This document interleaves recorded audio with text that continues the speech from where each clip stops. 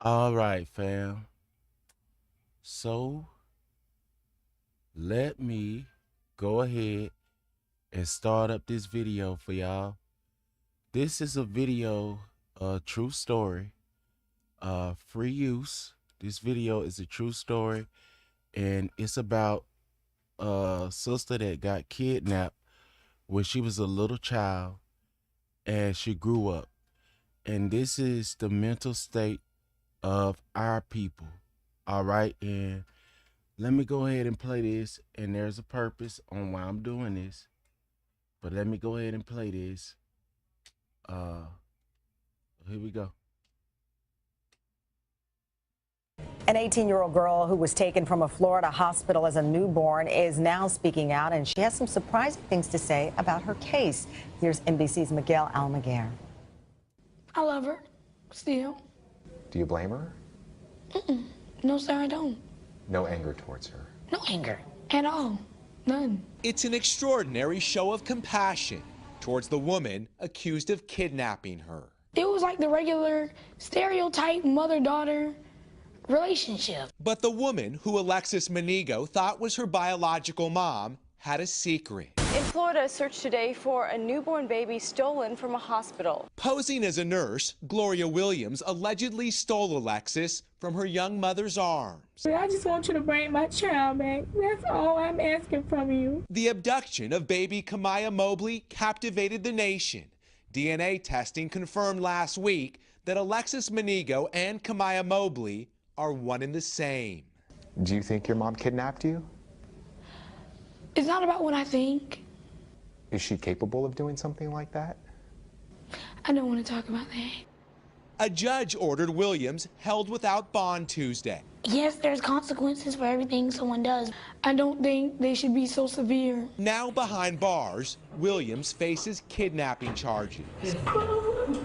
It hurt me more that she was in cuffs.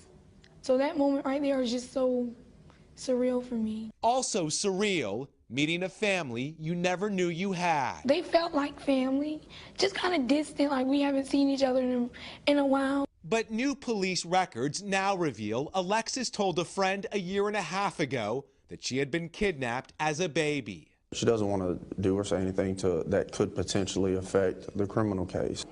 This morning, Alexis is trying to reconcile her past with her future, hoping her story can give hope to others. I have another family. That is more love. And for the people, you know, that have had missing kids, this gives them hope.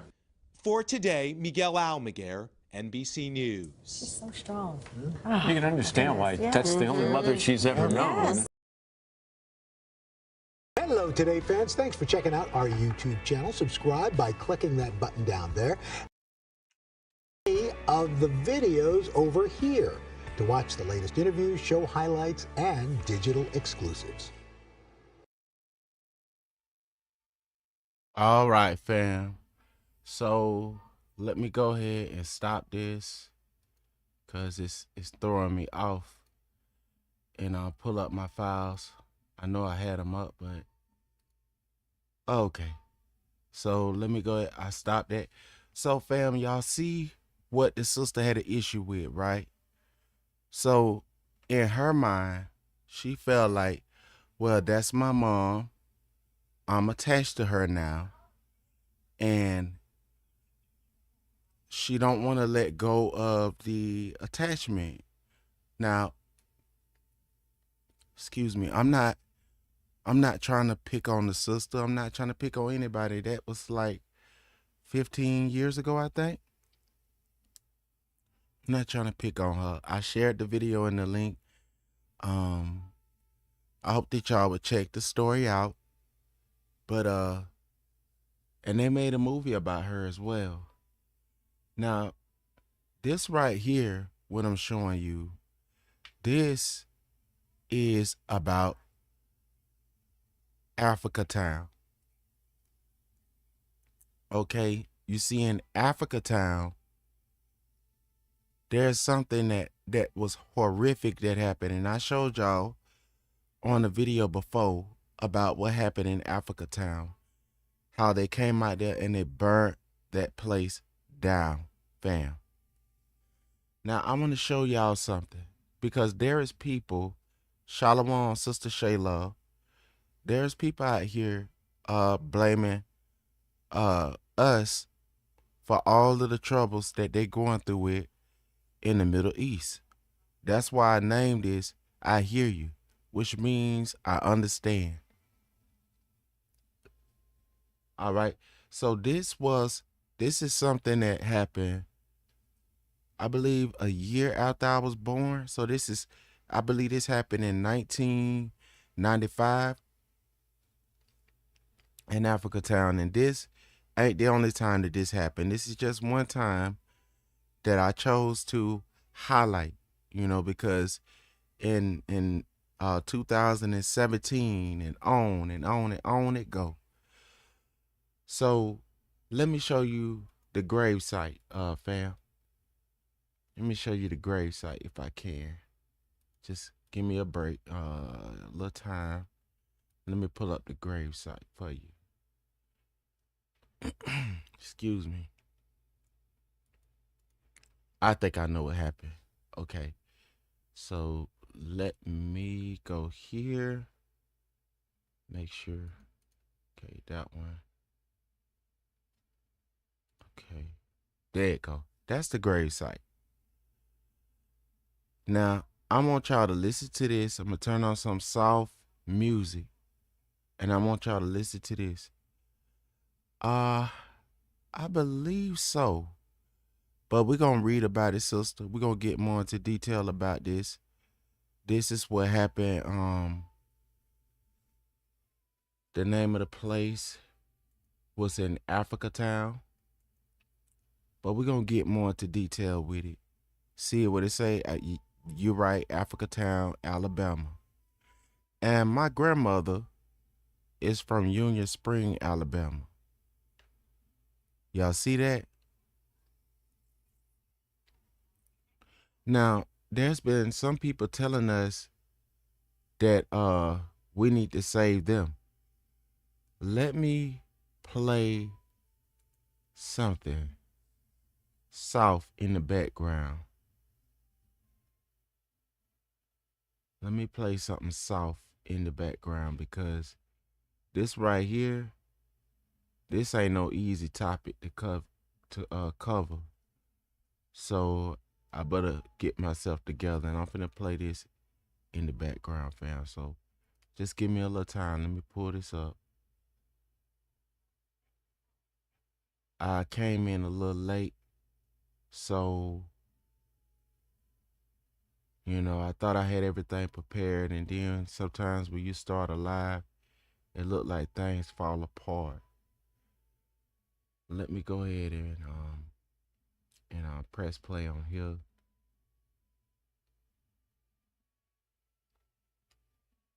All right.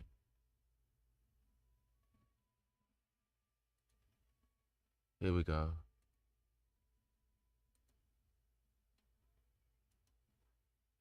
There we go.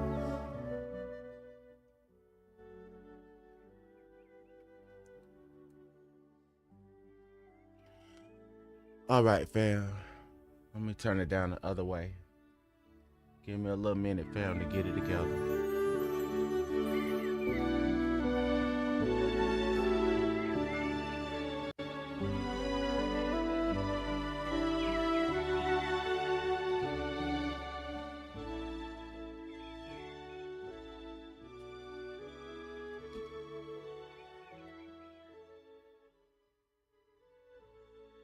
Can y'all hear the music all right? All right, so I got some things that I could pull up for y'all. Let me go ahead and pause this. Okay, fam. So this right here is the history of Africa Town. I shared the files with y'all. And it says right here, Africa Town. I downloaded this. All right. Africa Town, also known as Africa Town, USA, in Plateau, is a historic community located 3 miles, 5 kilometers north of downtown Mobile, Alabama. It was first formed by a group of 32 West Africans who in 1860 were bought and transported against their will. And the last known illegal shipment of slaves to be to the United States. The Atlantic slave trade had been banned since 1808, but 110 slaves held by the Kingdom of Dahomey, 110 slaves held by the Kingdom of Dahomey was smuggled into Mobile on the Clotilda, which was burned to cover up evidence and scuttled to try to conceal its illicit cargo. More than 30 of these people believed to be ethnic Yoruba, Ave, and Fon.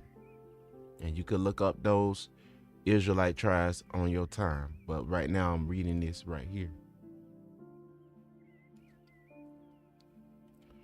Founded and created their own community in what became Africa Town. They retained their West African customs and language into the 1950s. Now they came a little bit later after the other ones because they were still smuggling people. So you see this right here, language into the 1950s. So from the 1800s, this group was brought over 110. And right here it say language into the 1950s. So they carried their languages over even until the 1950s, while their children and some elders also learned English. Cujo Kazula Lewis, he was from the tribe of Dan. Cujo Kazula Lewis, he was from the tribe of Dan. A founder, or he was from the tribe of Judah, because the Dahomey kingdom was gathering up people. So y'all see how that was working. But Dahomey was the African told me, a Igbo, he said Dahomey means home of Dan. And he said the tribe of Gan stays there as well, which is God. But the Europeans was catching Waida, all right?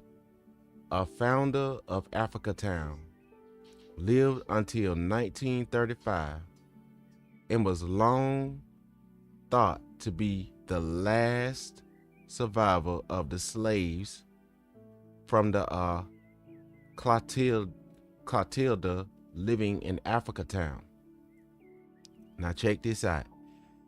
In 2019, scholar Hannah Durkin from Newcastle University documented Radoshi, a West African woman who was believed at the time to be the last survivor of slaves from the Clotilda, also known as Sally Smith. She lived in 1937. She had been sold to a planter who lived in Dallas County, Alabama. Radoshi, or Radosha, I think, and her family continued to live there after emancipation. Remember the Emancipation Proclamation? Working on the same plantation. Durkin later published research indicated that another slave, they telling you how Africa Town, how it got started up, okay? Matilda McCreary, in fact, outlived Smith, dying in 1940. So it was somebody that was living that was during slavery in the 1940s.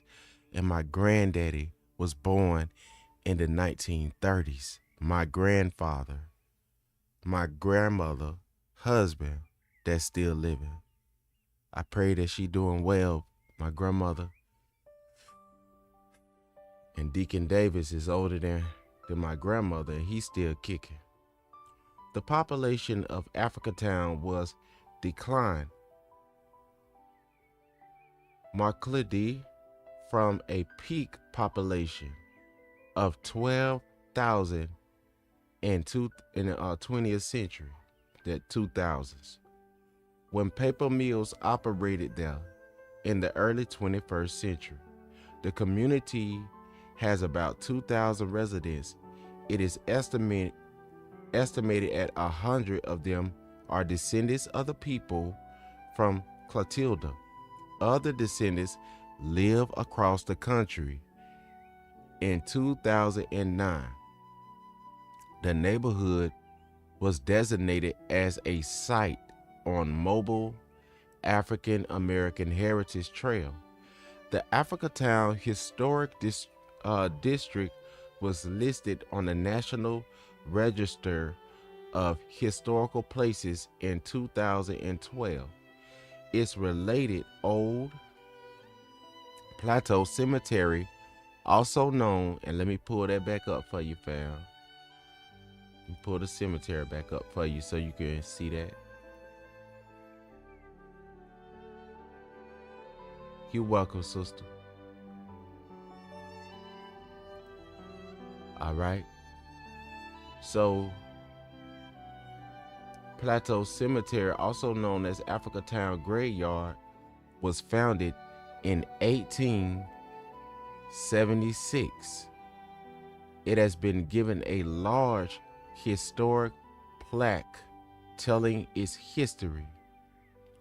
Although the Atlantic slave trade had been prohibited by the United States by the 1807 Act prohibited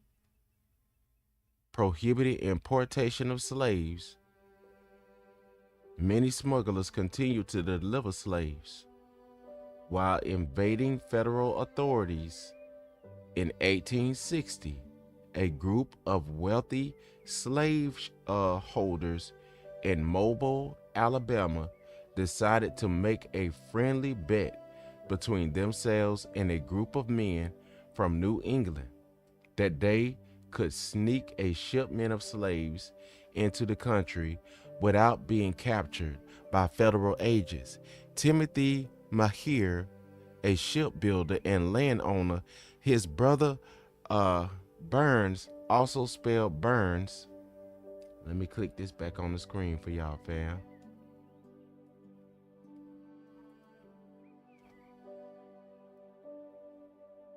All right. And I could go up to the plaque right there so y'all can see the cemetery plaque what they was talking about. This is not no imaginary place where all of the horrors or nightmares of Hollywood just show. This place does exist. The people exist. They live in America. Mobile. Right, Mobile. I'm going to go by there this weekend. I hope it's still accessible. Maybe not, sister. I hope it is. And when you go, just take pictures and do a video out there so the family can come and support what you're doing. Because we need to start, we can't wait on other people to do our stuff. We need to do our stuff as much as we can. Our children need to know where they come from and how they did our people with this situation right here, knowing that they was trying to preserve language and custom and stuff. Look at, and there, I showed y'all before, there's an older plaque and it said they took all of us from West Africa. You see that? So that's where they was taking us from. They weren't just going around grabbing random people. They had it specced out. just like they did. They went and grabbed from where they grabbed from before.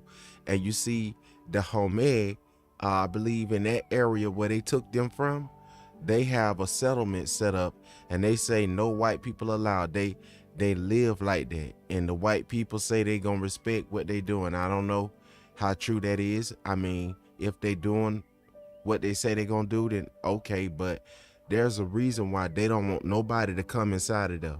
Now, me and you might be able to go in their family, but they don't want them in there. And you see what happened last time they let them in there. They started dragging them from that location. They have a long history. That's why they put up that gate to no return in Africa and West Africa, because they know what it was taking us from. They know they was taking our people. So you see the Igbo, they'll tell you the story. I believe Pastor Kelly did a message on this, and I believe family members went over there and they did videos. They were showing how they showed the gate to no return. Brother Phil got that on his channel, I believe, as well. And you could go to his app and search through there. It's called, I believe, African Diaspora News Channel. But anyway, they had the gate to no return and all that. That's the same thing y'all saw on my video that I had recently put out, the short little snippet, the song, In the Hood, Lost and Found. But that's where that clip come from. Let me go ahead and read some more on this article, fam. All right. So here's the article. And it says, they used Timothy Mayer's ship, Clotilda, which had been designed for the lumber trade. Let me know if y'all can see the wording well. Was commanded by Captain Williams Foster while the ship was in Port Waida. What did I tell y'all they was catching them from? Waida. That means Judah. So they knew who they was going for, fam. That was their hot spot. Waida. That's our tribe. Wida. Lamb. Yuda. So Judah. In the kingdom of Dahomey. So what is Judah doing in the land of Dahomey? In the kingdom of Dahomey. The Igbo say Dahomey means home of Dan. So when you say I'm going to the homie house, where you think that come from? We weren't saying we going to Dan house, but homie, my homie, home. So our brothers and sister house was like home. So when you had a home girl or you had a home boy, you say I'm going to my homie house. You see what I'm saying? Then they say, oh, that's old slang, that's old bad stuff. Do it with that. You know what I'm saying? But you got to remember that some of the Igbos came over and they, whatever we was getting ready to lose or whatever changed in us, they came over with full Igbo, Yoruba, Fon. They came over with full, dialect, full languages. You know what I'm saying? I can't say dialect, full languages. You feel me? So right here, Waida in the kingdom of Dahomey, present day Port Ayuda, that's Judah, fam. Remember, Ola Uda Akuyano. See this? In Beni. See, in Beni, Bana. That means sons or builder of his father's house. Additional work, Benai, you know how to say son, Benai, Ouda, Beni. So y'all willing, I'm gonna look for the Igbo that I had shared on my page a while back and post up some more of his stuff so y'all can see this.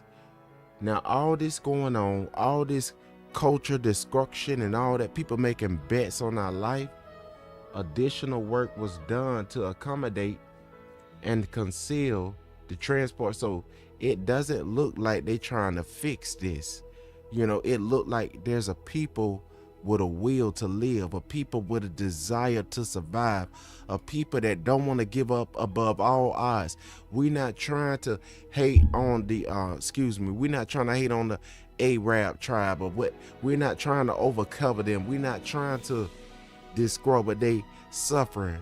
We don't like to see other people suffering. Just like we can't expect the people all the way over there in the middle of the East to come over here and save every Negro. There's some Arabs over here that may be able to join in, and there's some Negroes over there that may be able to join in with y'all, but we is scattered to the four corners of the earth, just like your Quran say. Just like your Quran say. Elder Farrakhan read out of the Quran and said that we was gonna be under another slave master like Pharaoh. So that's in y'all Quran. And in our Bible, it say that the southern tribe will be scattered to the four corners of the earth. And the Messiah said that it's going to be fulfilled after the temple is destroyed, and that we would have to flee out of our land, and we would be capped, we would be caught, and we would be enslaved. We will be slave trafficked to the four corners of the earth. And I know that the scripture said what it said, who did it.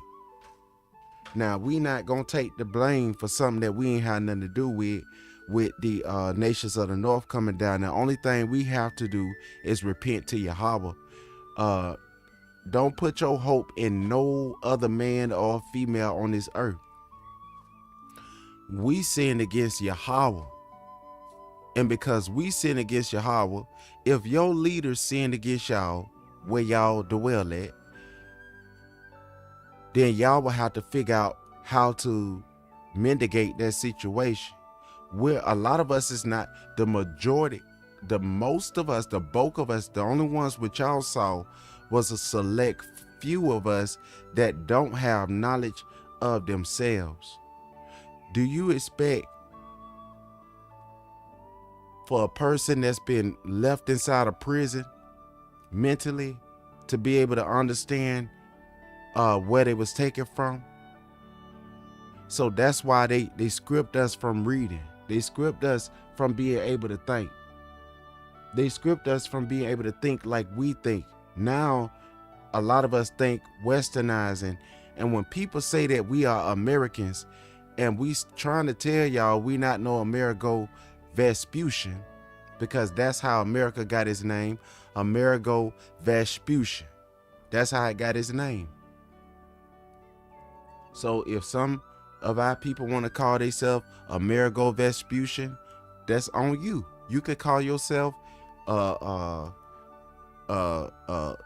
flying kite.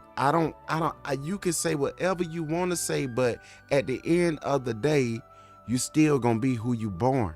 You can't change who you born to be.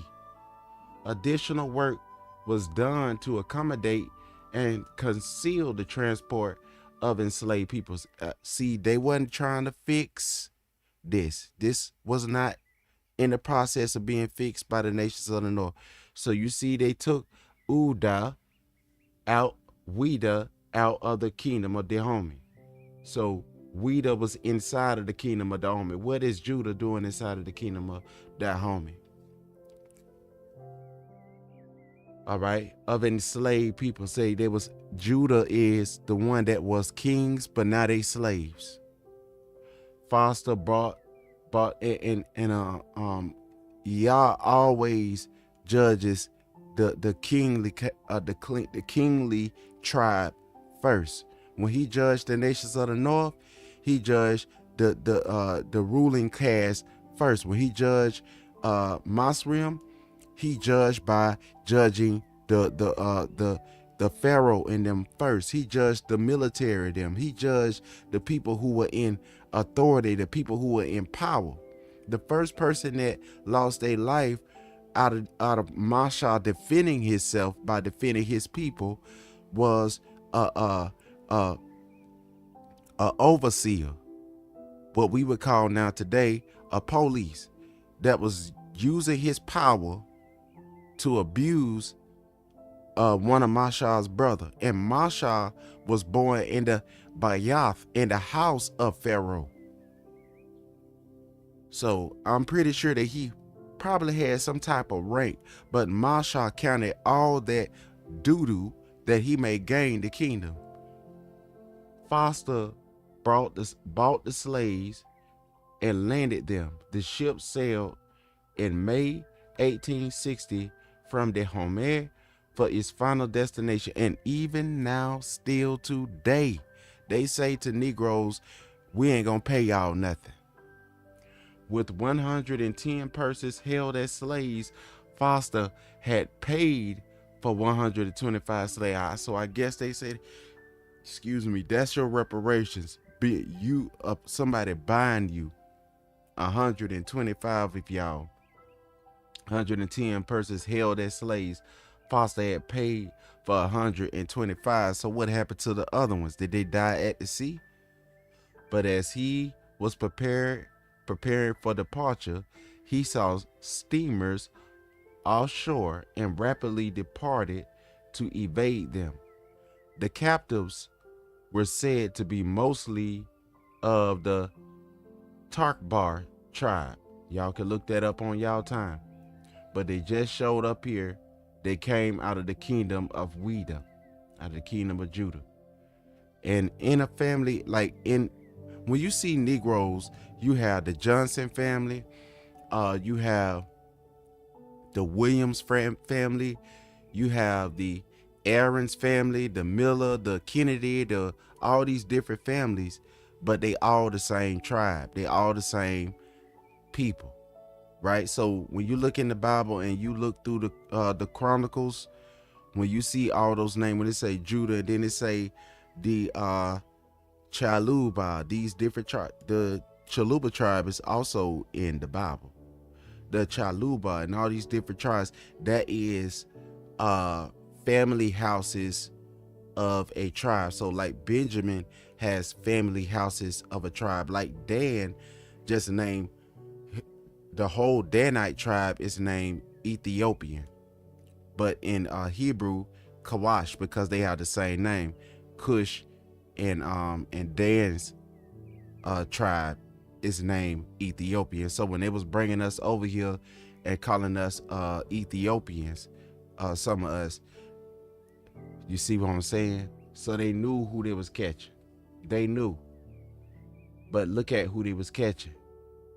Yahuda. So that's why when you seen the Ethiopian tribe go into Israel and they didn't want to let them come in there, and they treated them horribly over there. And the only place that I heard some of them say that they could go to and have peace was where the Palestinians was. Now you see how that go? So look at this. But research in the 21st century suggests that they were Takpa people, a band of Yoruba, or Nope people from the interior of present-day Nigeria. They had been taken captive by forces of the king of Dahomey. They were taken captive. That's what the Bible prophesied. You shall be taken captive and be scattered to the four corners of the earth by forces of the king of Dahomey. He sold them into slavery. So wait a minute. So when you see it say Esau sold his brother in the scripture, he sold them into slavery at the market of Waida. So the store was selling Weda. When you go to the store and you look on the bread shelf, you're looking for bread. When you're looking for potato bread, that's the one you're looking for. So they didn't go and look for no other bread. They went to the people from Bayath Laham, the bread house. They wanted this bread right here, Waida, Judah. The captured people were, and as one of the presidents said, they were the wandering Judeans of West Africa whom they enslaved. The captured people were sold for $100 each. Now back then, $100 it was worth a whole lot of money. A whole lot of money. Each to Foster, captain of Catalina. Now that was in demand. So like making a Negro a slave back then was like finding a diamond in the ground for free labor. You don't have to work. But now they got machines. All right. Now that Yahweh that allowed the our people to come up with machines and stuff so that they won't, so that to make the labor more easier, and they got their machines and stuff. But look at this right here. Catalina scuttled. It hid evidence it smuggled slaves. Africans were mostly distributed as slaves among the parties who had invested in venture before taking from Mobile. All right. So right here, you go here, say some slaves were sold to areas more distant from Mobile. Among them were Redoshi, a woman from Catalina, and who's, so let's go on down here and let's see. Post-Civil War, Negroes been still going through, and it ain't no let up. Like Elder Farrakhan said, we still going through this. That's the Historic Union Missionary Baptist Church right there. And that's where Negroes stay at in church. Look at that, Baptist Church. 1876. They opened the old so why would the Igbos, first thing they do, the Igbo, the Ave people, the Fon people, or the Ave, which means Hebrews, open up a church? Soon as they get over here, they opening up churches. What's going on here? The community started its first public school in 1880. They didn't go and ask the government for nothing. The community started its first public school in 1880. It is known as Mobile County Technical School. And y'all, you see what's going to happen to all this stuff. Cujo Lewis, which was an Israelite that was taken from Dahomey. And I used to believe he was from the Da tribe because he was taken from Dahomey. But no, it just corrected me and said that Dahomey was the place where Waida was taken from, as I just read, right?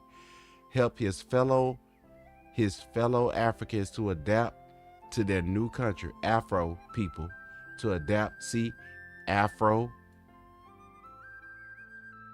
and you got Afro Latinos, Afro, you got all different type of Afro people. Haitians is an Afro people. You got Afro-Asiatics, which they show you the, what do you call that? Nativity of our people is from Northeast Africa. The nativity. Adapted to their new country, although they had been badly treated by whites. Treated by whites, not by imaginations. Now, while we was being treated badly by whites, we did not want all other blacks to be our enemies. So African Americans, whatever you want to call us, Black Americans, Negroes, or you want to call us the word that really mean black in Latin, nigger, as an insult, but we know now that it means black in Latin. You want to call us that? But like I said, when people was coming over here in vast, our people saw everybody as the same people. As what I'm saying is like family. When we prayed, and I don't know about everybody, but I know that the majority of the people that call themselves Black Americans back then, before everybody started claiming that they is a Black American now, or everybody started claiming that they is this one, that they is that one. When the Limber came out and told our people, hey, we from the tribe of Levi. Now you go down there and it's a couple of people down there saying that they Levites and they ain't from there. So now people cleaving on to stuff by taking. That's not how you cleave. That's not how you, when a man hold on to his wife, he don't steal all her dresses and put all her dresses on and hide them from her and make it difficult for her to find her clothes and stuff. That's not what he do. When a husband and wife cleave to each other, that means that they're becoming one. So when the scriptures say that the other nations have to cleave to Yahshua, saying that they have to fall in love with the commandments, cleave to Yahushua, cleave to Yahweh, believe in what his words say. Don't be an enemy of the kingdom fighting for these kingdoms. Because if we fought like Moshe, if he fought for the Pharaoh kingdom to keep going, how could he go to Pharaoh and say, let my people go? And if there was some Kemetic people, some Kemet people following after Yahshua back then, they weren't the one holding up the staff. They weren't the one holding their arm up with the stick, with the staff in their hand, so that the children of Yahshua would not perish. But what happened is that Yahshua had to hold up their brothers' arm so that their brothers and sisters could win. So when you see this right here, you look in the Bible, there is nobody that was on the ark that Nach named black whites. There's nobody on that ark that was named black and whites. There was 3 sons. So what happened to the other son? The only people that and when they first started up this racism stuff was white and black, and that was to make black people a perpetual slave, not so that white people can feel bad about being white. That's why it was established. The root, in order to understand a thing, you have to go to the root of it. Just like what they do in math, you got to go to the root meaning. You got to go to the root. And some of y'all is teachers. So when y'all teaching this, y'all let people know the root meaning of the problem. For decades, he served as a spokesman for the people of Africa Town. Now, the European people, so post-World War II, here it go right here. Now, this right here, what I want to get to, Africa Town. Here go the Graves family. Now, and then I'm finna come and read y'all comments, y'all be willing. Don't think I'm trying to ignore y'all, but I wanted to go ahead and read this to make it known to the people that it's not no peaches and creams for us over here. Just because you see somebody trying to smile or encourage you does not mean that they got everything all together. A friend of mine just died this morning, and I'm on here encouraging somebody because I heard somebody from the middle of the East online crying, blaming us. And I'm not mad at you for blaming us. People express their anger in different type of ways, and I can't tell my people how to feel about this. But I want to let you know, young woman, do not do that. But if you do that, I'm not gonna snap, but I don't know what nobody else gonna say to you. But I'm telling you, every one of us is not over there doing that. Do you see those graves out there? Do you know how many graves is laid out in America? Do you remember in 2017, young woman, excuse me, in 2017, how many of our people were being slaughtered? I did a graph of that back then, and it's on my Instagram. 1,000 of us, thousands upon thousands of us were being murdered. Thousands of, and no justice, while y'all was over there going through the same thing. We tried to speak up, just like y'all trying to speak up for yourself. We tried to speak up, but sometimes people ain't hearing. Your words fall on deaf grounds and you get tired. Just like you got tired, ma'am. You felt like nobody was listening. Maybe that's because you listening to huge platforms. Don't you read inside of the book of Sirach? Will it tell you that the wisdom is found in the poor man's house? So you know that in order to go and see Yakanan preaching out there in the wilderness, you got to leave out of the temple, out of your sacred places, and go out there with a poet and listen. Look, Cujo was a slave. This is where real truth, real wisdom, real love was coming from the plantation, from the slave plantation, man, from the people that was getting slaughtered. That's where it was founded, in the house of the mourning, because Judah weepeth and the gates languish. You know the gates languish, and you speak Arabic, so you know what gates mean. It means the elders. It means the watchmen at the gate. The gates languish. The gates languish. No watchmen. The watchmen languish. They perishing. Look at the cemetery. This happened right here. Look at this. Part of the community land was appropriated by the government for the development of the western approach of conquering African towns, USA Bridge. Ma'am, they didn't let you, people like you, come because they know that you is not going to treat the people that's going through the same thing your people going through with, like the ones that they allow to come over here and gather up all these resources. And I'm not saying all of them, but a lot of them is sporting. Did you see how, family, all of y'all, did you see how that person that America let in was mocking our sister, saying, no more for you, and she never got nothing? Only thing was happening to us is stuff was being taken away. Did you know that Kamala Harris said that she gonna open up the account that our ancestors they stole from our ancestors, billions, I mean trillions of dollars worth now, and they said it was gonna pass it out to everybody? Did y'all see any of that money out of that account? So look at this right here. Africa USA Bridge completed in 1992 and 1997.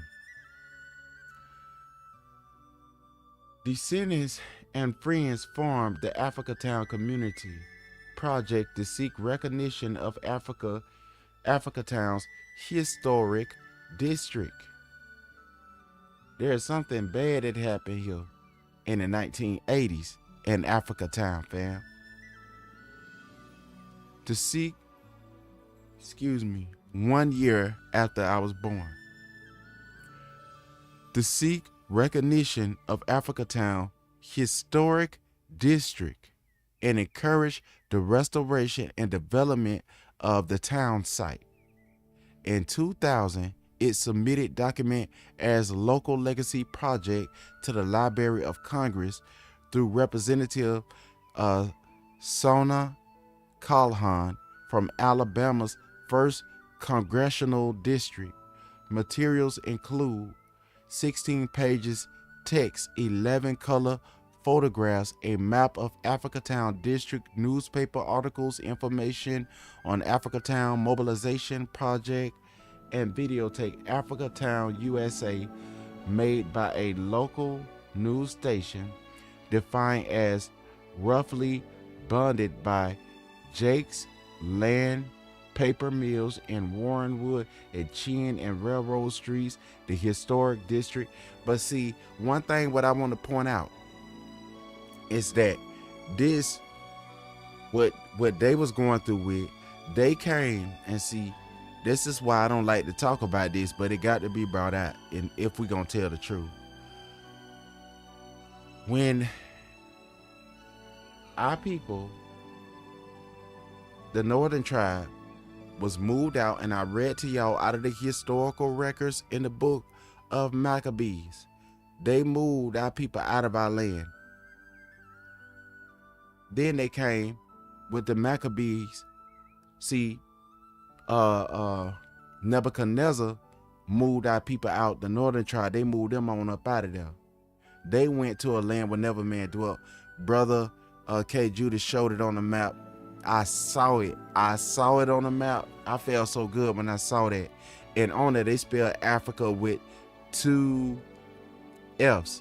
So when you look on that map, you're going to see it say, what's the name of that place that the Northern Tribe went to in Africa, in the place that they call Sub-Sahara Africa. That's where the Northern Tribe had to go. All right, they escaped out of the slavery that they was going through with the tribe now that's being hurt up real bad right now. We don't condone nobody being hurt up or nothing, but that wasn't our call. Y'all would say that these things was gonna happen. Y'all should know that. But anyway, not that I'm saying that it's good that we rejoice over people. No, that's not what this is about. And we ain't come over there in 1940, I believe 46 or 47, to move out our own people out of there. Y'all leaders said that y'all trusted them. Y'all moved them in, and now they want to move y'all out. And it's a bad situation. It's a bad situation. And ma'am, if you ask for prayer, I'll talk to y'all for you, or whoever else that may ask for prayer. But we cannot stop that. Just like we can't stop we tried to stop the 13th Amendment thing. It's still going, and if they stop it, then Yahweh allowed it to stop. We have no power over this. We're in a bad situation. Many of us believe we can get out of this by voting.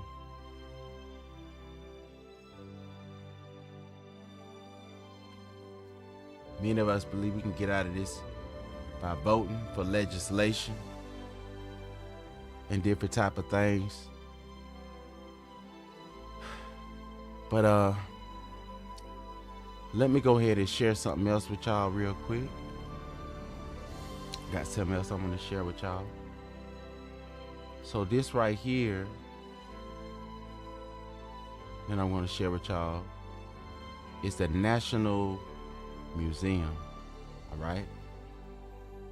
This is the natural historic culture through African Americans lens, which means through our comprehension, understanding. All right. And that does not mean that we all gonna agree on everything, but I reckon that they're trying to do their best to make it as close to where it is. All right, so we see here, welcome to Searchable Museum, a place to explore historic and culture through African Americans' lens. And it says right here, Searchable Museum is transformed, so y'all can visit this when y'all get the time. Now, let me go to the Freedmen's Saving Bank to show y'all what I was talking about that Freedmen thing, what they've been doing to us. Chartered by Congress, you can't, ain't nothing in this world free. And I'm gonna show y'all, they've been giving billions, millions upon millions of dollars to the aliens that come in. And they tell us that they gonna do something for us. They told a tale and said that they did something for us. And if somebody from another country heard that, they probably be thinking that we making stuff up and need to stop complaining as if they paid us reparations or they did this and that and the other. Now, I'm not saying everybody in this country is doing stuff, but the woman said it's all of our fault. And like I said, I'm trying not to harp on that too much because she probably said that out of anger, but a lot of us is hurt too. So if some of our people blurt out and say things, don't I'm giving you a template, not to snap on my people for returning back to you in this right here, because we've been done dirty over here. They emptied out the freedmen's bank account. Chartered by Congress in 1865, the Freedmen Savings Bank was intended to help formerly enslaved African Americans build wealth and economic security, but the bank collapsed in 1874 because it was white people in there doing stuff, taking money, cost thousands of the depositors their savings. So what they was doing, they would take the money out of so after they shut down this account, the money that they was taking from what they call Black Americans or African American, the money that they had took and froze the account, they put it inside of white people bank account. So that was another grab right there. I want to show y'all where they said they never took nothing from the slaves in bold print on Google. But we know that while our grandmother and grandfather and them was burying their stuff, they didn't like the bank. This is the reason why. But the bank collapsed in 1875, cost thousands. And you remember when was, you see this? We was brought over here in the 14 to the 15, around 1500s. We was brought over here to America. All right. Not as visitors, not as people riding on a Mayflower or riding on first class or none of that. We were victims. So if you want to blame the victim, I don't know. 1874 cost thousands of depositors their savings. The Freedmen Savings Bank reflected the promises and failures of Reconstruction. And they did not give our ancestors that money. That was money that our ancestors worked for. That money they labored for. They had clothing stores, all type of stuff. They labored for that. They was herdsmen. They was gardeners. They was working. That they wasn't giving this money. This money wasn't given to them. They didn't get no leg up. They wasn't like what people say our people do. They wasn't asking for a handout. All of the money in America came from my people. So anytime people come over here and disrespect our people, what do you think that'll do? If the people in Palestine labor and went through all this struggle, and an African American came over there and did what people is doing to us, we would understand. We would understand why y'all would be angry. We would not take it out on every person in Palestine. We wouldn't do that. We know that see, y'all know that even inside of y'all Quran, that don't teach that. And you know that even in the Bible, it don't teach that. That you take out all of your frustration on a whole group of people. Cost thousands of depositors their savings. Thousands of depositors their savings. And when it say thousands, it don't just mean 1,000 people. When it say thousands, think about groups of people standing in line and lost all their money. Think about everybody in our community that built up their wealth because they wasn't lazy, that built up economic wealth, and it was family building and all that. See what this going on? See, 1500, all that, and then it get down to 19 something, and now other people starting to feel it. But we saying that our stuff go all the way back and we ain't getting no assistance. So when people say they don't even want to come over there, hey, I don't want to go and live off of nobody else's blood either. But if I cannot go to Georgia and eat the peaches over there at the place where those people was massacred over there, eat those peaches over there, knowing that those peaches grew like they grew off of the slaughter of innocent people. I couldn't go into Georgia and eat them Georgia peaches. And while I'm eating it, urinate on the grave sites of the people and wonder why the people is looking at you, wondering what is wrong with you. That's why I wouldn't go to Africa or go to Europe and excuse me, I'm gonna say it like it's written in the Bible, and pisseth in somebody's cemetery on their grandfather and grandmother grave and get angry at them because they saying, why is you urinating on my grandmother and grandmother's memorial site?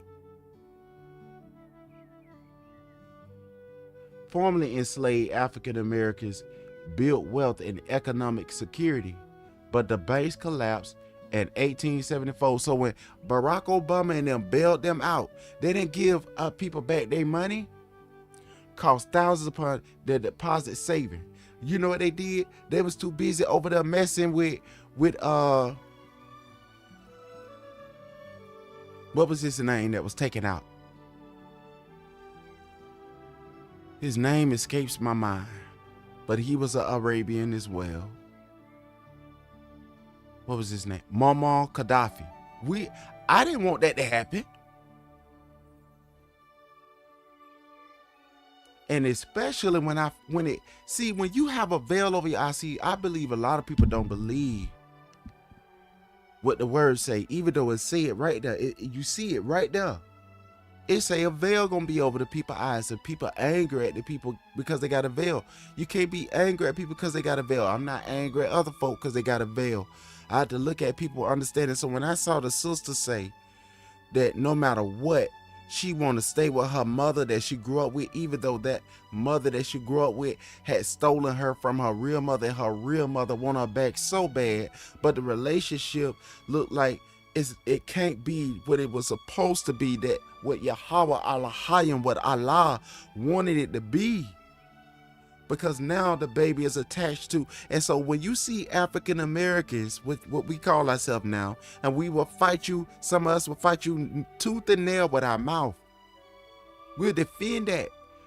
We don't want to leave the European people. We love this. Some of our people are just like that innocent baby. The mother, she wanted a child. She took that baby. The baby grew up with her. I want y'all to watch that movie. The true story of Carla White. Carla White. I feel for the baby. In some kind of way, I feel for the mother. It's a sad story, but that's the African American story.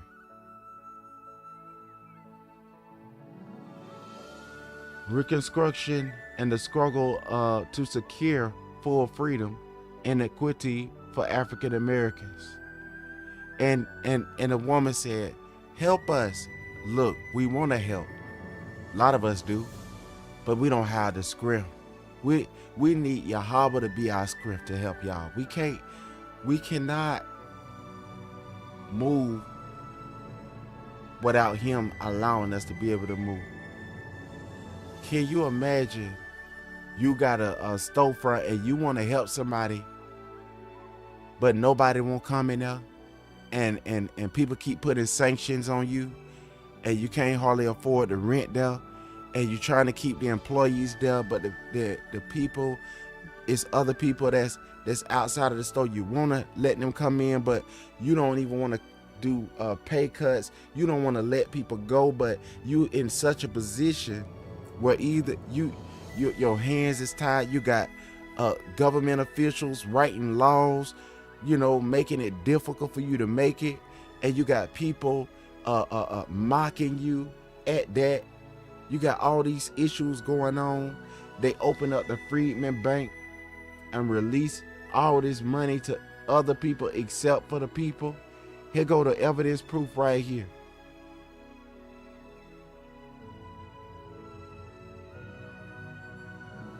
Little Rock Arc Branch, Freedmen Savings and Trust.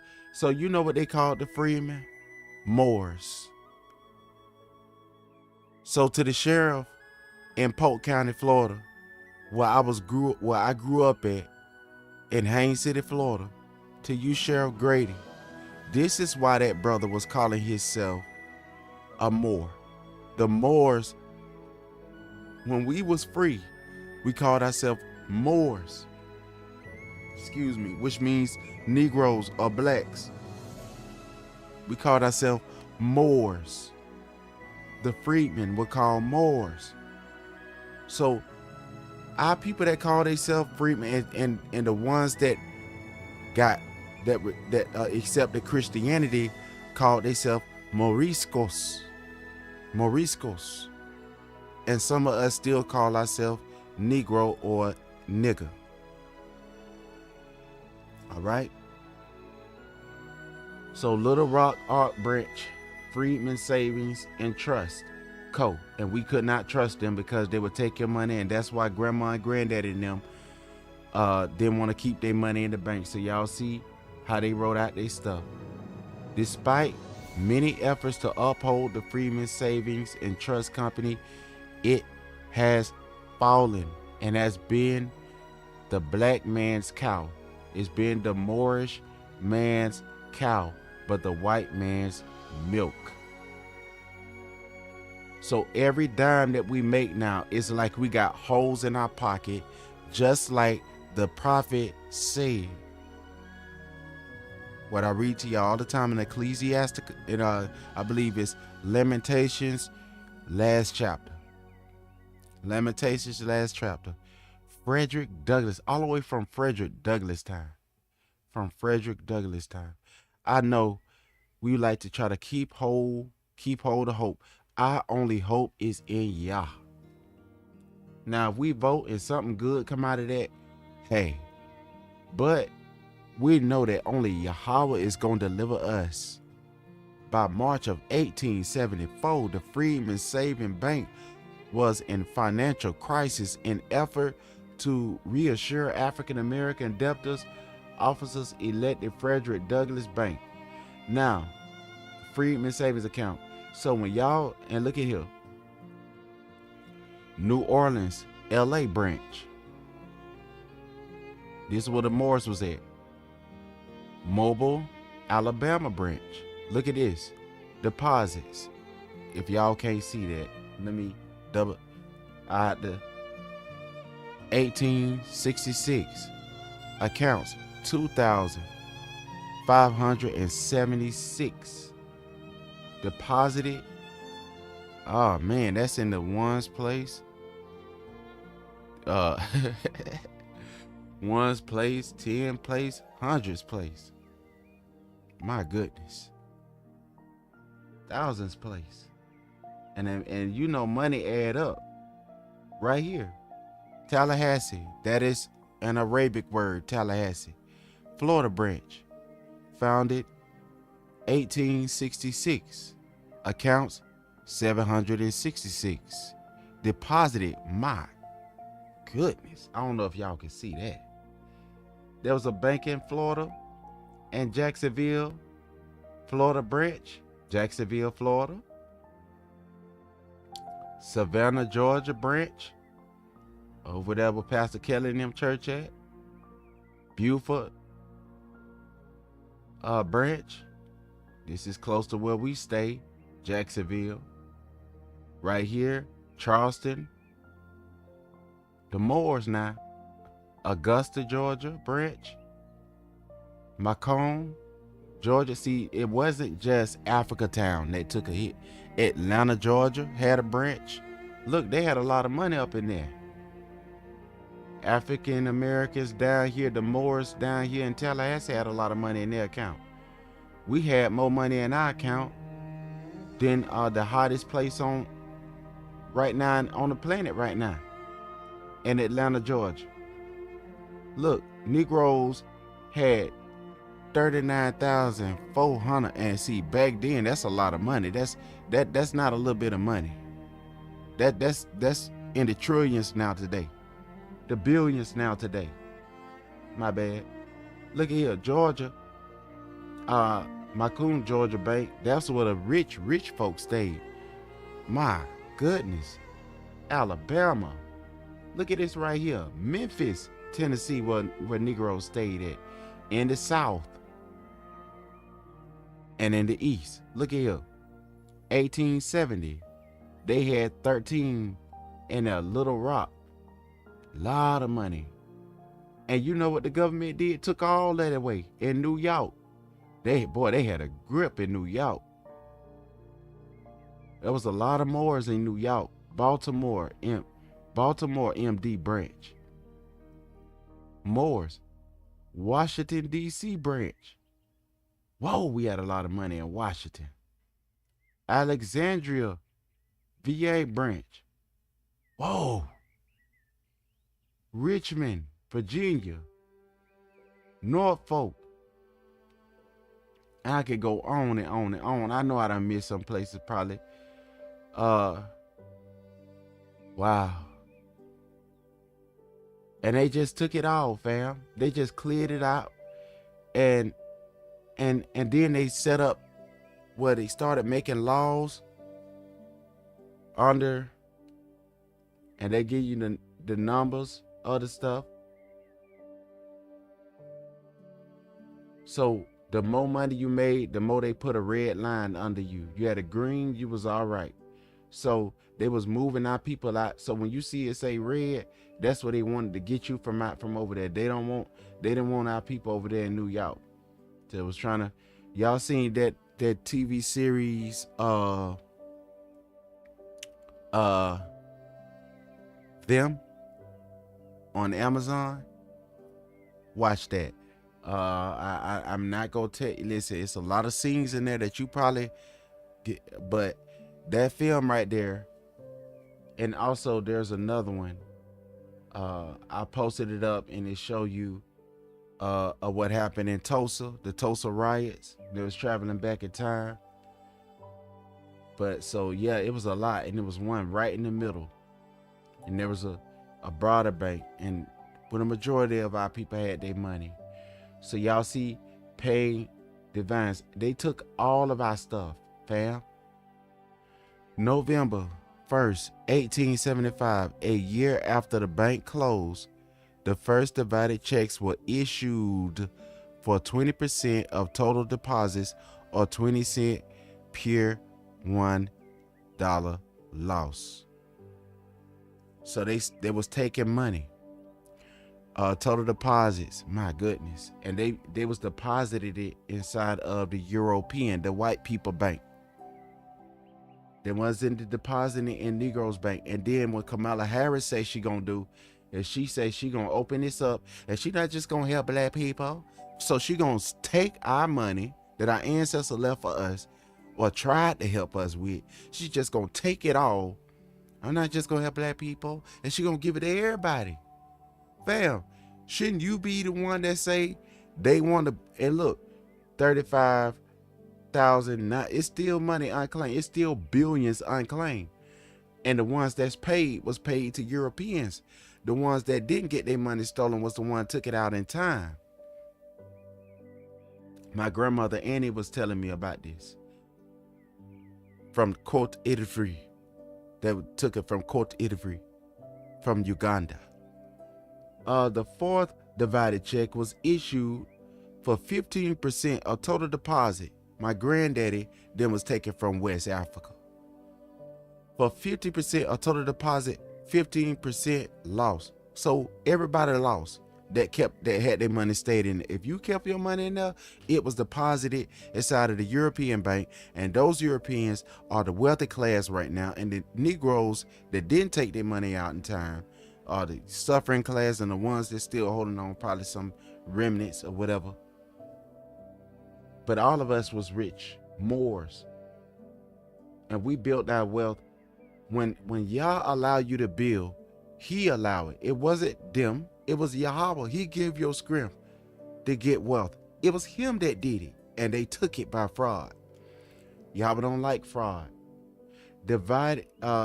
So if people say, well, our ancestors were so wicked they had to take it. Well, look at how some of us act now that think that we are righteous. Our ancestors, if we was around the people that a lot of people calling evil today, they would be doing laps around us in good works. Look at the Pharisees in them. They was devoted. Look, divided paid 166. Even the apostle Shawal, even though he was a mass murderer, was more righteous than us. These never paid trillions of dollars.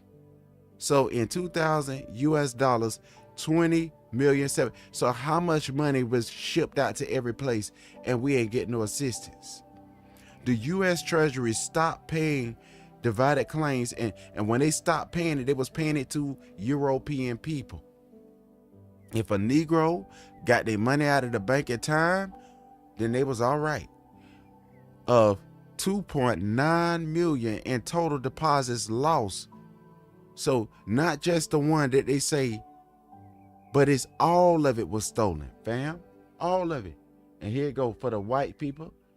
They took it. The government gave it to them.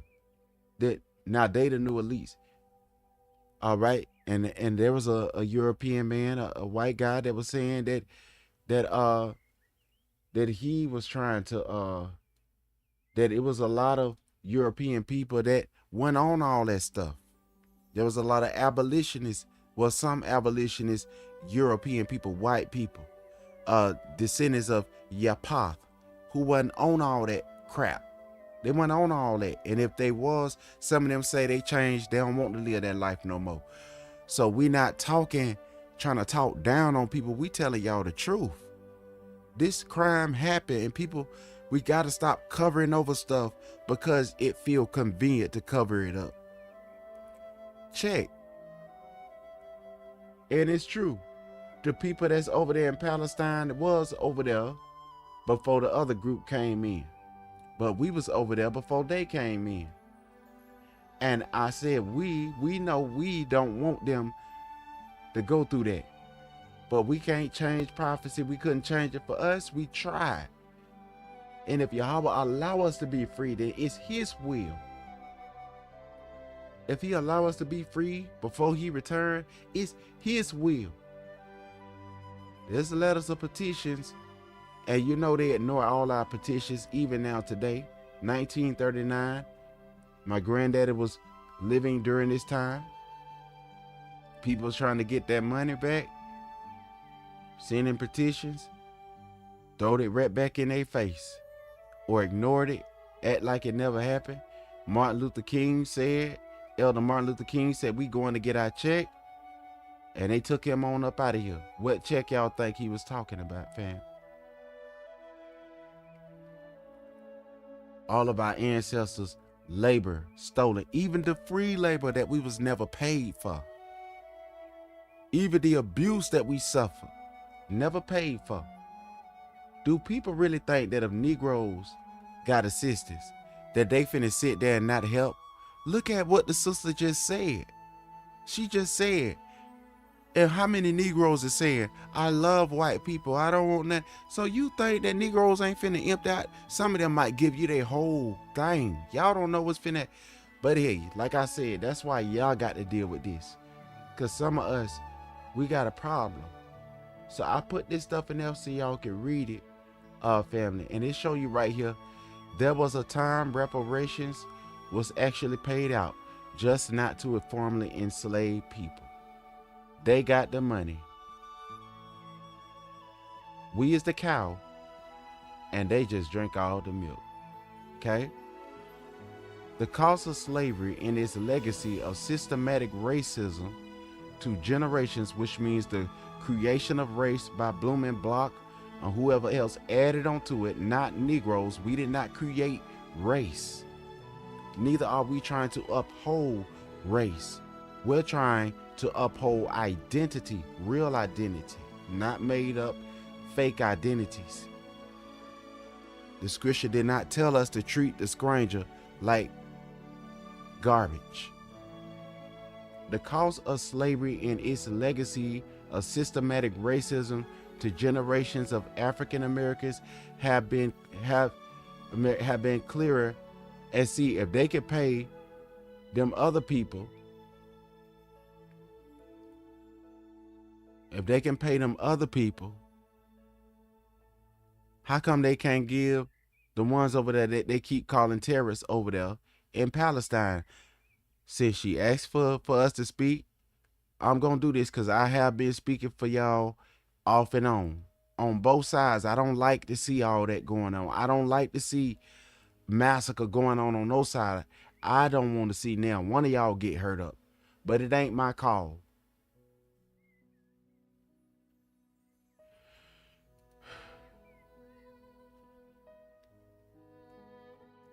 But family, if there's anything else that needs to be said, if there's something I said that somebody took the wrong way, I don't know what to tell you.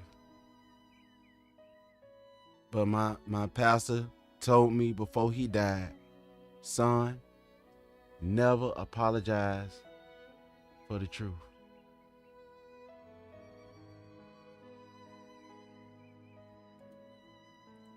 He said, son, never apologize for telling the truth. I'm not gloating in other people's suffering. I'm not telling our people to forget that they come from where they over here, or you was in Alabama, or forget about your mama. I'm telling you, embrace your mother, embrace your father, embrace your sister, embrace your brother, embrace your people with a foundation that was not built on blooming block, that was not built on Amerigo Vespucci, that was not built on what your captors gave you as a name. And if you got it, and if you want to help other people and you can do it, then that's good. But the scripture teach that if you don't love your own first, you're worse than the infidel. We need to get ourselves together.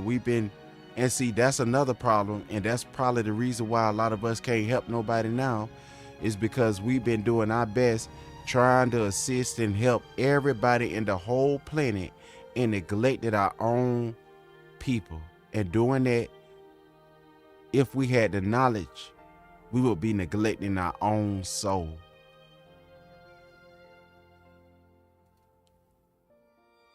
Family, the scripture teach that we got to look out for our people first. If we would have been doing it all these years, don't you think that we would have enough money to help other folk? We wouldn't be asking for nothing. But I know that there is something going on where when we try to build up, people tear down. So we've been asking for a Negro a bill to stop people from murking us. But that ain't happened. And we still going through. I'm just talking to you. We still going through. How is we gonna fix everybody else's house? And we don't care nothing about our own house. We're worse than the infidel. Our nation, I know we see it as heroic, but if we don't help ourselves, how we gonna help other folk? Grandma and them done taught us that if you ain't got no water in your well, how you gonna give somebody else something to drink? You ain't gonna have nothing. And that's not love, for me to neglect my brother and sister,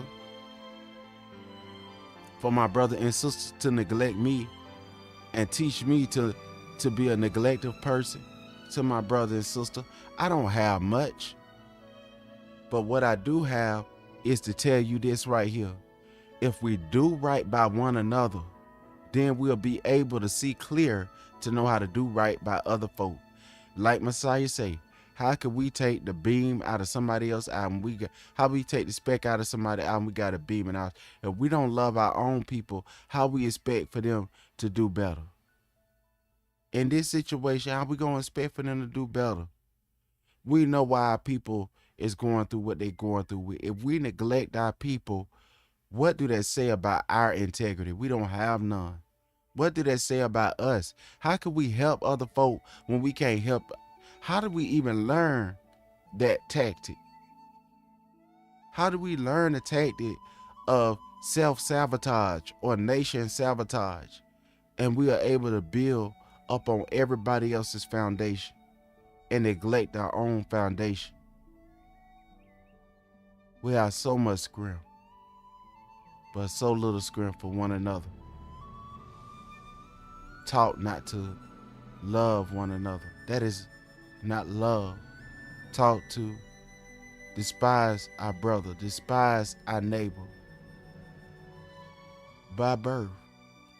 Not just us, not just our grandparents. If you tie somebody up and do them what happened to our people, you're going to come out with some bumps and some bruises. I'm not trying to tear down on damn one of our people. I'm just trying to tell y'all that we got a real problem. And it's not.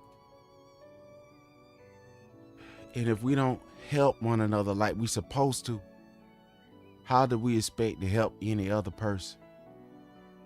Fam, I got to get up off of you. Israel, I got to get up off of you. But I hope that y'all could take something from this and be a light. First to your people and then to the other nation. Why do we think that the Apostle Paul said salvation is of Yahweh first? Because you got to take care of home first.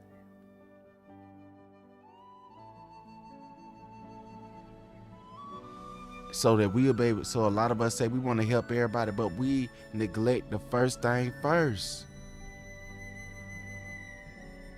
which is the weightier matter. The things which are the weightier matter, we neglect those things first. And we want to help everybody. We jump in it. We put, like Grandma and them say, we putting the cart before the horse. Don't put the cart before the horse. Don't do that. And if you have, give. But give out of a joyful heart.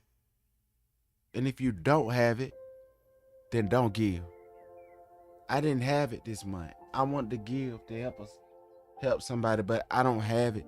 But if I come up with it, y'all will willing. I promise you, y'all will willing.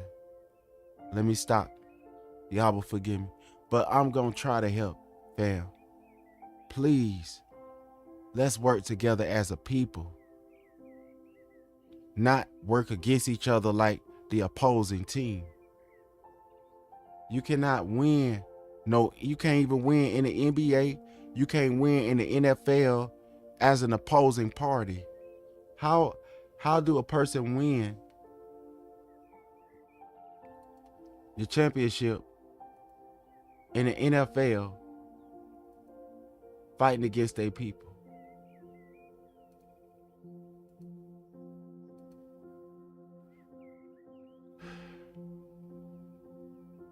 Nobody win in them cases.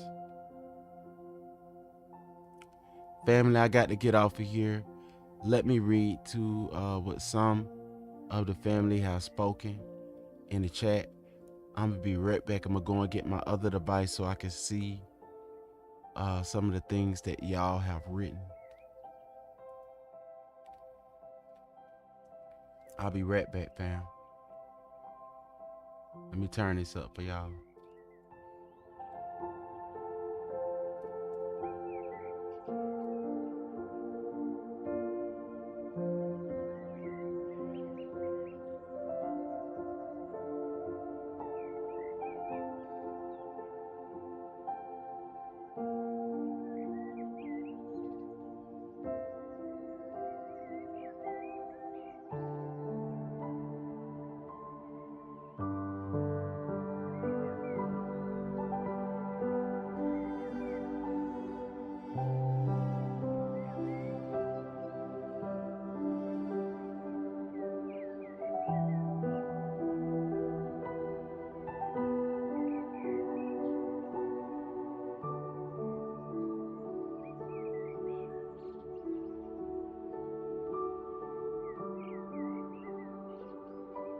Okay, sister, I saw that. I want to thank y'all for coming. I think that's enough. Like Granddaddy and them say, you don't want to be the dead horse. But this can be elaborated on more. Family, let's have that conversation. Yeah, let's have that conversation. And sister, when you go down there, please remember to get some pictures and some footage if they'll let you in there. But get some footage and stuff and put together a video.